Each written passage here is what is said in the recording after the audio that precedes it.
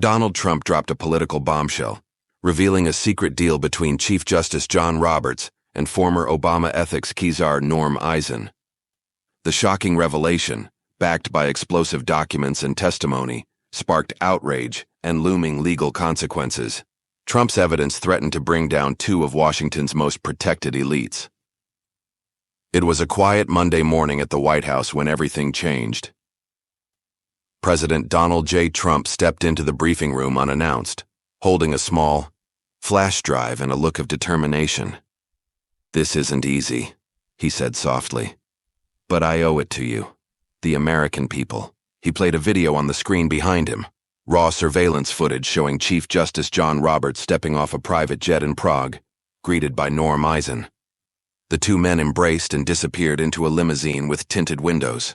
Whispers filled the press room. Trump looked into the camera, his voice trembling.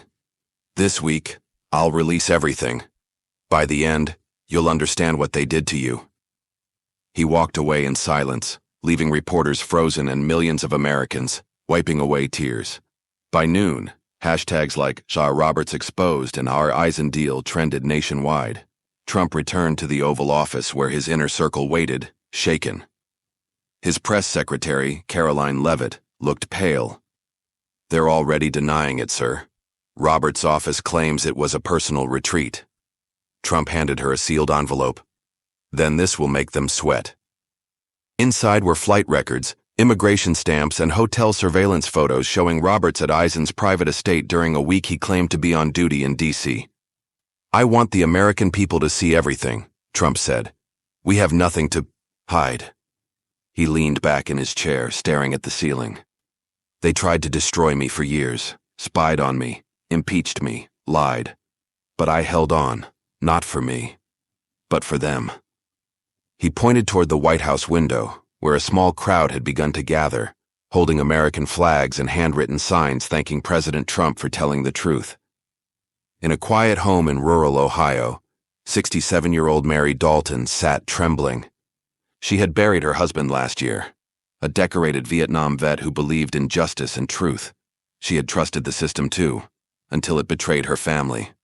"My husband died waiting for his VA case to be heard," she whispered in a live stream. Video. It was delayed by a ruling signed by Chief Justice Roberts himself. "Now I wonder what he was really doing while my husband suffered." Her video went viral in minutes, with thousands of veterans' families commenting beneath it, many crying, many angry, many simply broken. President Trump reposted her video with one word: "Never again." Meanwhile, reporters confirmed that Eisen's Czech estate had been guarded by private security, some ex-intel officers. Why did two of America's most protected legal minds need that much secrecy? The nation was unraveling, and this was only the beginning. By dawn on Tuesday, a mysterious envelope arrived at the White House gate. No name, no return address, just one word handwritten across the top: confession.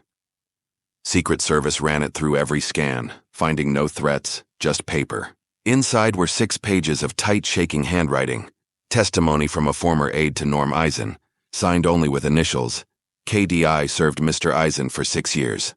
The letter read, "I saw things I shouldn't have, heard things I wish I could forget. But last spring, I was asked to prepare documents for a meeting between Eisen and Chief Justice Roberts in Prague. It wasn't for diplomacy, it was for influence." The letter described how policy suggestions, case forecasts, and donor coordination were discussed in return for Roberts allegedly ensuring certain rulings quietly leaned their way, never too obvious, but just enough to bend the outcomes. President Trump read the letter slowly in the Oval Office, then whispered to himself, "They sold justice." He placed the letter in a folder labeled Day 2 Evidence. Meanwhile, thousands online began writing their own stories of betrayal. Mothers, veterans, small business owners.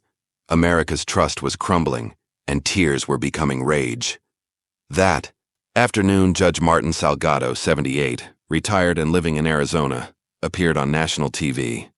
He hadn't spoken publicly in years. Wearing his faded robe, he looked straight into the camera. "I was warned not to speak," he said, his voice cracking with emotion.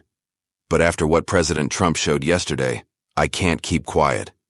In 2022, I was approached by a man claiming to work for Eisen. He wanted to advise me on a pending federal case. He used Chief Roberts' name like a hammer, saying, "We can make things easier for you or harder." I refused. Weeks later, I lost everything. My pension cut, my reputation attacked. They tried to break me. Tears rolled down his cheeks. But I'm not broken, and now I know I wasn't imagining it. Thank you, Mr. President, for exposing the rot. Social media exploded with checkered Judge Salgado trending globally. Caroline Leavitt stood by Trump's side as they watched the live broadcast. "He's not the only one," she said softly. "More are coming forward." Trump nodded. "Good. Let the truth speak." But deep in Washington, a powerful storm was gathering. Elites who never imagined Trump would dare pull the curtain back were ready to strike. It was nearly midnight when the call came. Melania Trump had just tucked in her mother when a private White House line lit up. She answered, expecting a staffer, but instead, a distorted male voice came through. "Tell your husband to stop, or someone close to him will pay." Then silence. She froze. Moments later, Secret Service swept the residence. Trump rushed in. Melania looked him in the eyes and whispered, "They're scared." But instead of fear, Trump grew stronger. He ordered the team, "Tomorrow, release the Prague footage, all of it. Let the American people see where their justice was traded." Caroline prepared the video for the morning briefing. It showed Roberts on a back patio with Eisen, a waiter bringing drinks, laughter, papers passed, seals visible, signatures blurred. It wasn't proof of a crime yet, but it was proof of something hidden, something wrong. Across America, people began praying again, weeping again, hoping again. From kitchen tables to veterans' hospitals, something sacred was being stirred. A cry for truth, for justice. The week wasn't over, but by now, millions knew President Trump wasn't fighting for himself. He was fighting for them. In a small hospital in Des Moines, a night nurse named Cheryl Martin sat alone in the staff lounge, watching Trump's latest release. Roberts laughing with Eisen, signing papers in the Czech sunlight. Her hands began to shake. She remembered the man who had checked into her hospital a year ago under a fake name, injured, paranoid, and bleeding from a broken rib. She had treated him quietly, no questions asked. But that man had mentioned something strange. "The chief and Eisen, they control everything," he had whispered before drifting off. Back then, Cheryl thought he was delusional. Now her heart raced. She logged into an old work email and searched his intake photo. Her breath caught. He wasn't nobody. He was a former cybersecurity agent tied to the DOJ, and he vanished days after that hospital stay. She printed the file and drove straight to the local news station. But before she arrived, her car was followed by two black SUVs with no plates. She swerved off the road into a gas station, shaking, heart pounding. Inside, she hid in a bathroom stall and whispered a prayer. Something terrible was unraveling, and she had just stepped into it. Before sunrise on Wednesday, President Trump slipped away from the cameras in chaos. He walked into the small White House chapel alone, not kneeling, but sitting. The stained glass window cast shadows across his face. He stared at the cross and whispered, "God, if I'm wrong, stop me. But if I'm right, give me strength. They're coming after everyone I love." He paused, eyes welling with tears. "I didn't want this fight, but you saw what they did. You saw them twist the courts, hurt families, silence good people." Then he pulled a small notebook from his coat pocket. Inside were handwritten letters sent by Americans over the last 48 hours, some from children, many from grieving families. He read one out loud. "Dear President Trump, my daddy died in prison. He said the system was rigged. I didn't believe him. Now I do. Please don't stop." He wiped his face, then stood and said aloud, "We're not stopping. We're just getting started." At that moment, Melania entered the chapel quietly and took his hand. The storm was growing, but so was the hope. Late Wednesday afternoon, inside a secure room in the White House, Trump's intelligence team played a new video. What it showed would shake even seasoned agents. It came from a tiny camera hidden in a Czech villa's lamp, the source a brave maid, who had worked at Eisen's estate for over a decade. The footage, barely 5 minutes long, showed Roberts and Eisen in mid-conversation. "This has to look like it came from the courts," Eisen whispered. "It will," Roberts replied calmly. "We'll time it with media leaks. By the time anyone questions it, the public will be chasing ghosts." The two clinked glasses, and Trump stared at the screen, jaw clenched. They weren't just playing dirty. They were playing God. Caroline Levitt stood frozen. "What now, sir?" she asked. He looked toward the American flag. "Now we let the people see it all. Every lie, every whisper." And the tears of a nation turned into fury. On Wednesday night, a man named Henry Bell stepped up to the microphone outside a town hall in Lancaster, Pennsylvania. The room was packed. The nation was listening. Henry's voice trembled as he held up a folded American flag. "My son Jackson was a prosecutor. He believed in the law. He believed in the courts. He took a case no one else would touch. A corruption case that led straight to the back door of Eisen's network." The room fell silent. 3 weeks after he filed the evidence, he was found in his car. They said it was carbon monoxide, but he left no note. And my son, he never gave up on anything. Henry paused, choking back a sob. "President Trump, when I saw that video from Prague, I knew my son was right.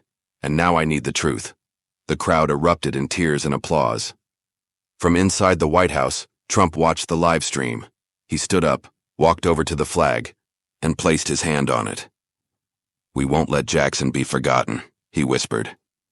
Outside, millions lit candles. One father's heartbreak had become a nation's cry. Early Thursday morning, a sealed brown envelope arrived at the Department of Justice. No name, no fingerprints, just a typed label. "Read before it's buried." Inside was a letter from a former FBI analyst who had worked quietly, unnoticed until the weight of what he saw became too much. "I watched as requests to investigate Eisen-linked nonprofits were shut down. I saw case files marked high level, do not pursue. I submitted a memo. It disappeared. 2 days later, I was reassigned to inventory supplies in the basement." Attached were copies of internal emails, redacted reports, and a chart showing connections between Eisen's advisory board and judges across 5 districts, including handwritten initials. Jr. President Trump was handed the folder at sunrise. His face still. "This is why they feared me. I wasn't one of them."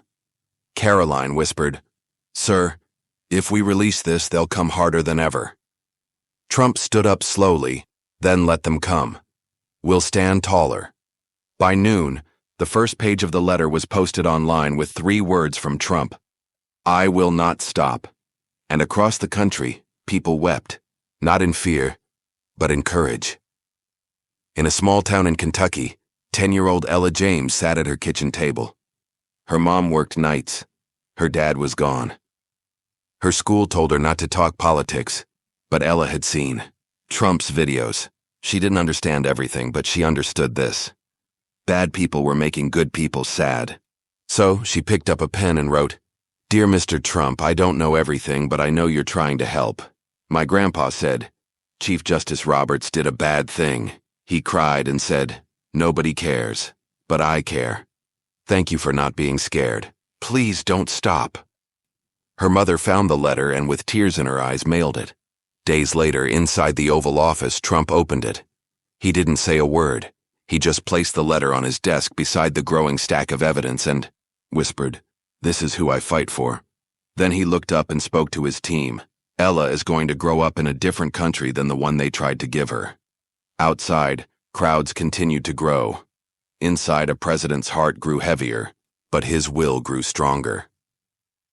Thursday afternoon, a woman named Ruth Simmons, 81, sat in her modest home in Charleston, South Carolina, watching President Trump's 4th video drop. It showed footage from inside Eisen's estate, clearer now, different angles. The hidden lamp camera had caught brief moments of other faces too.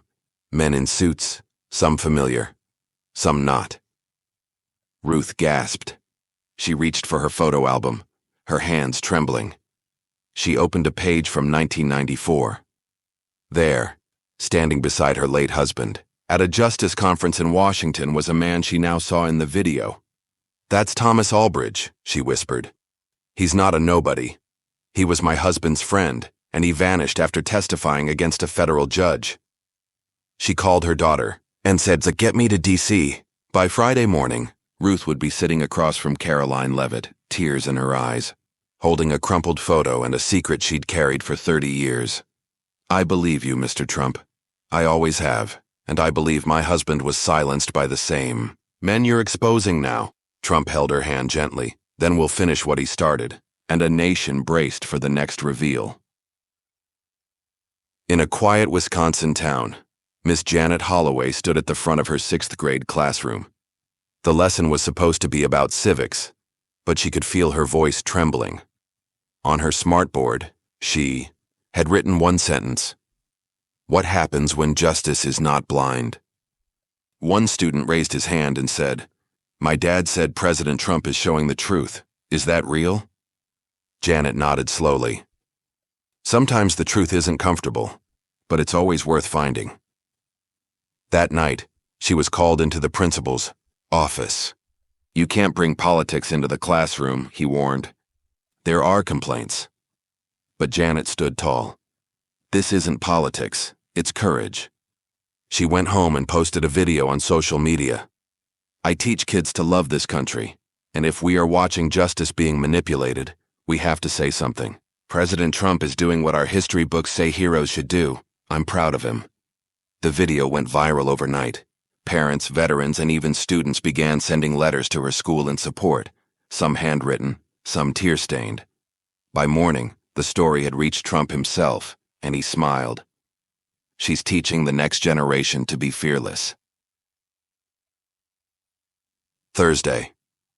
Evening 8 p.m. sharp, every major network cut away from their regular programming. President Donald J. Trump appeared on screen alone. No flags behind him, just a candle burning quietly at his side. His eyes were weary, his voice calm.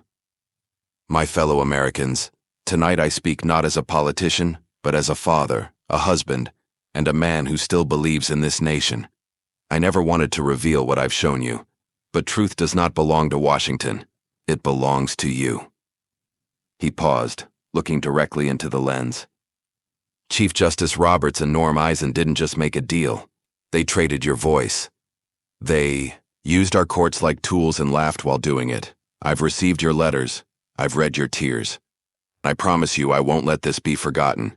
We still have more to reveal, but tonight I ask you to do one thing. Hold the line. Truth is coming." He reached out and snuffed the candle gently. "Good night, and may God bless the United States of America."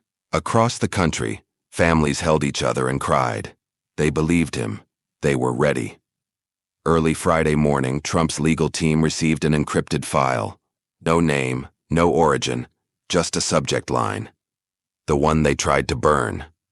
The file contained a signed document stamped with both Roberts and Eisen's initials, dated months before a Supreme Court ruling that devastated a small mining town in West Virginia. That ruling had shut down the last coal plant in the area. Hundreds of families lost their jobs. Suicides, evictions, and bankruptcies followed. Trump had visited that town during his campaign. He remembered the pain in the eyes of fathers who could no longer feed their families. Now, with that document in hand, he knew why it happened. "They didn't rule for the environment," Trump said softly. "They ruled for the money." The document showed hidden lobbying groups linked to Eisen had acquired land just days after the court's decision. Trump ordered it released online with a video message to the miners who lost everything. This wasn't an accident. It was theft. In West Virginia, men cried in silence. Mothers hugged their children a little tighter. Justice hadn't failed them. It had betrayed them. While clearing out her late grandfather's home in Northern Virginia, 28-year-old Elise Murphy found a wooden panel behind an old bookshelf. Something was hidden behind it, a rusted lockbox. Inside were yellowed newspaper clippings and a letter dated 1997, addressed to the future. Her grandfather, a retired federal clerk, had written it after leaving the court system. If this is ever found, I pray the truth is being told at last. I watched as judges were swayed not by facts but by quiet phone calls. One name kept appearing: Eisen. Back then, no one dared speak it, but I knew even then he wasn't alone. The final paragraph struck Elise hardest. If Chief Roberts ever rises, follow the money. Watch who stands beside him. I believe he is not who the people think he is. She wept as she held the fragile paper, realizing her grandfather had tried alone, afraid, but had left behind a voice that would now be heard.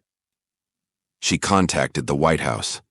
Within hours, the letter was authenticated and shown to President Trump. He held it delicately, as if touching history itself. He knew, Trump said, but no one listened until now.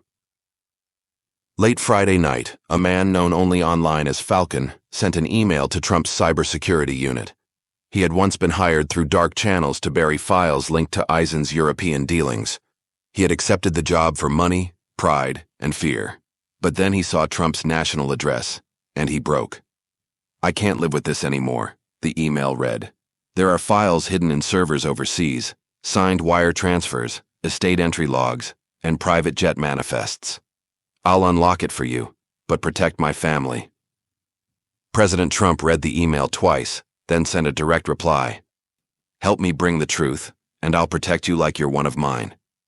Hours later, a flood of evidence hit secured White House servers: flight maps showing Roberts landing in Prague under an alias, documents stamped with Eisen's seal, and quiet payments to a law firm linked to both men. Caroline gasped. "It's everything." Trump nodded. "It's almost time." Outside, the nation buzzed with quiet anticipation, grief, anger, but also finally, hope. Because the truth wasn't just coming, it was here. Her name was Lorraine Beckman.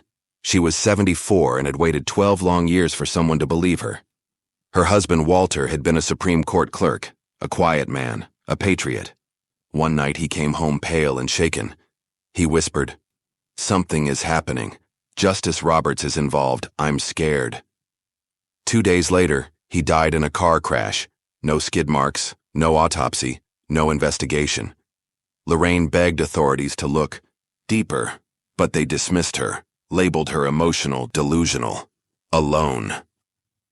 But when she saw Trump's press briefing and the hidden Prague footage, her knees buckled. She drove through the night from her nursing home in Ohio to Washington, holding a worn manila folder of Walter's old notes. She was helped into the White House by Secret Service. When President Trump saw her, he stood up and helped her into a chair. "You were right all along," he told her gently. Lorraine wept into his hand. "Thank you for listening," she whispered. "I thought no one ever would." Outside, the American flag flapped against a dark sky. Inside, the truth was rising from the ashes of silence. Friday night prime time, Fox News anchor Blake Dawson stared into the camera, unusually quiet. His voice, normally crisp and bold, trembled. "I've reported for 30 years. I've seen many stories, but I've never read a file like this." He held up a folder stamped "Top Secret." Inside were records Trump had just declassified, bank wires, property deeds, and a meeting transcript showing that Roberts and Eisen had influenced a landmark election case in 2020 with full knowledge it would sway the nation. Blake blinked back tears. "We were told to trust the courts, but now we know some decisions weren't guided by law. They were guided by money and fear." Then something happened that no one expected. He pulled off his glasses and wept. "I love this country, and I never thought I'd say this on live TV, but thank you, President Trump, for showing us, for not being afraid." The broadcast broke records. Millions of Americans sat stunned in their living rooms, tissues in hand, hearts pounding, some angry, some weeping, some simply numb. But one thing was clear. The walls were cracking, and the world was watching. That night, something happened that even Trump hadn't planned. People began stepping outside with candles. In Chicago, grandmothers lit flames and held up photos of loved ones wronged by broken courts. In Texas, firefighters stood shoulder to shoulder, in silence, candles flickering in their palms. In Georgia, a mother knelt by her son's grave, a boy imprisoned for a crime he didn't commit, whispering, "You're being heard now, baby." The movement had no leader, no press release, no slogan, just light and truth. The White House press office opened its windows. Melania walked quietly to the Truman balcony, tears slipping down her face. Caroline Leavitt stood beside her, whispering, "They're lighting the way, ma'am." Inside, President Trump stood alone in the Oval Office, watching the way glow rise on a live satellite map, thousands, then millions of tiny candle lights from coast to coast. He closed his eyes and placed one hand over his heart. "This isn't my fight anymore," he whispered. "It's theirs." And for the first time in days, he smiled. Because even in darkness, the people had chosen to shine. Saturday morning, it was still dark when a custodian cleaning the marble steps of the U.S. Supreme Court noticed something strange. A crisp white envelope taped to the top stair. No address, no postage, just 4 typed words. For the people. Inside, only paper. 10 printed pages signed by a former court clerk recently retired, now living overseas. The letter was direct. "I witnessed Chief Justice Roberts instructing junior clerks to delay filings, to reconsider key rulings if they crossed Eisen's interests.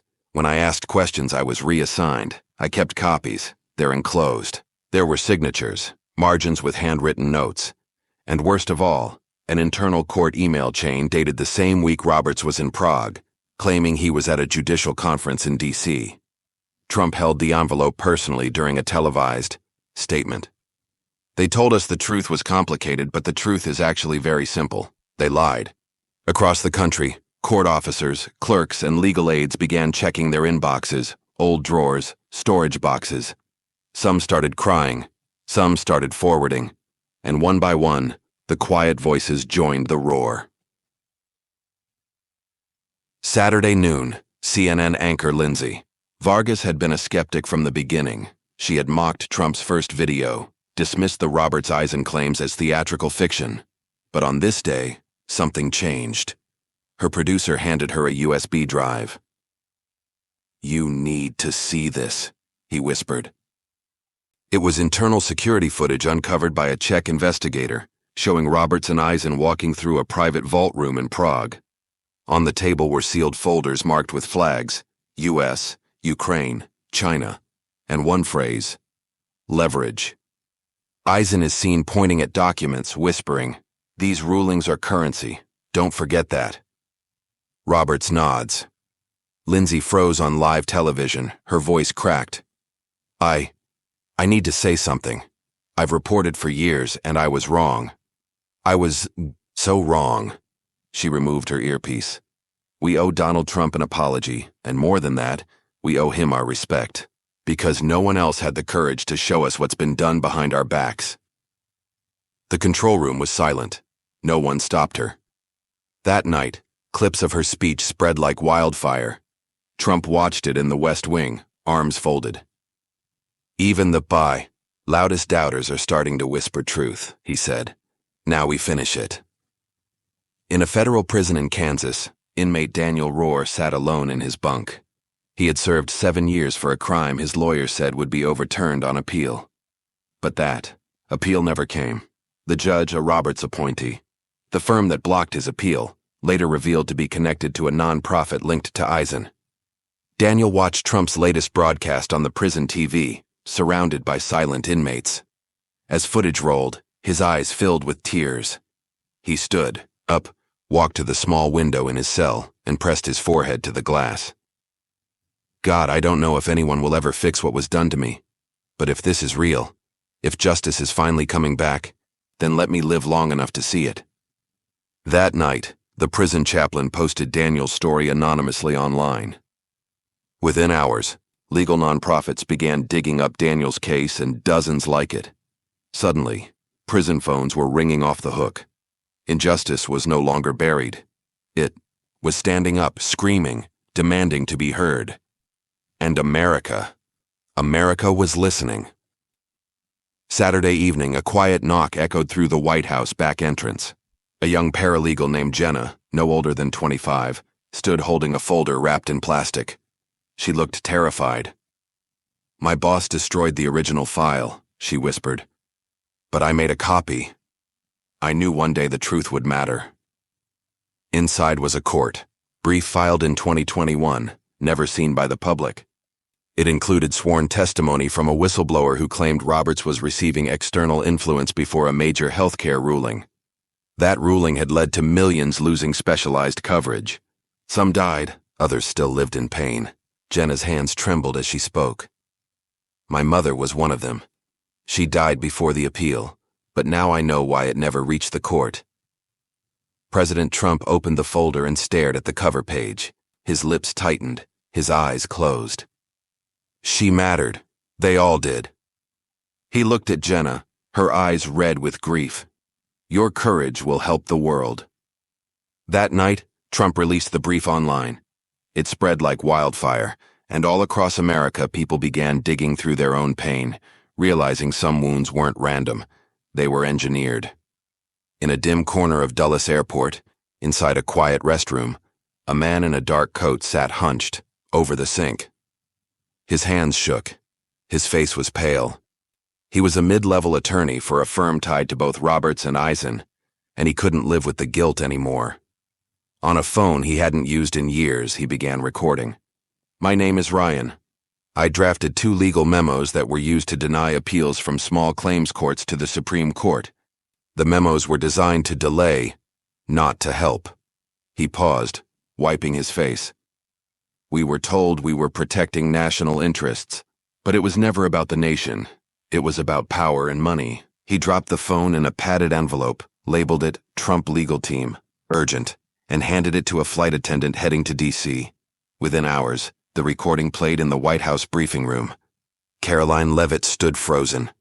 He just confirmed. "They were targeting the weakest people," she whispered, "on purpose." Trump lowered his head. "We're not just exposing corruption.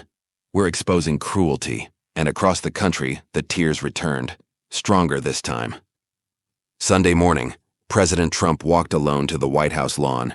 No fanfare, no cameras, just him and a single American flag. He paused, then lowered it to half-staff. A message followed minutes later on every major network. "In honor of every American who lost their rights, their hope, or their life to a corrupted system." For the first time in history, city halls and state buildings across all 50 states voluntarily followed suit. Even some countries abroad joined in.